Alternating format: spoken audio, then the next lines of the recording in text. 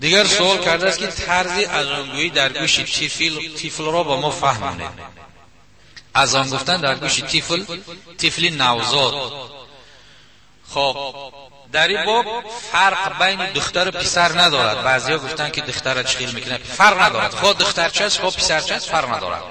اذان گفتنش به همین طریق است که حضرت ابی رافع رحمت الله علیه میگه که رأیت رسول الله صلی الله علیه و سلم اذن فی اذن الحسن ابن علی حين ولدته فاطمه السلام.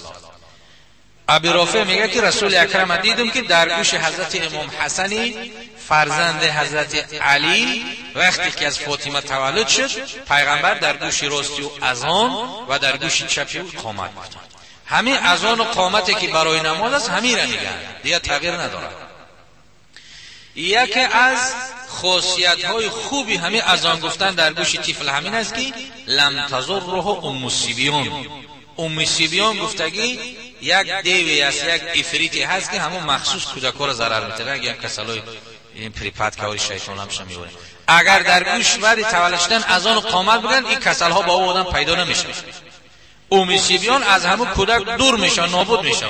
وقتی که در طفل بدنش اذان بگن، روزشم معین است، یک روزه باشه یا دو روزه باشه با بهتر، هر چقدر سلاسیمتر همین اذان هر کسی هم بگه میشه. البته یک آدم تبرک، آدم مثلا مستفید پاکی با تقوا با بگه، اگر این با بخیر اذان که با بینواش نمیمونه، در یک صدقه میکنی، در حق صغیرت دعا میکنی، با خوب است.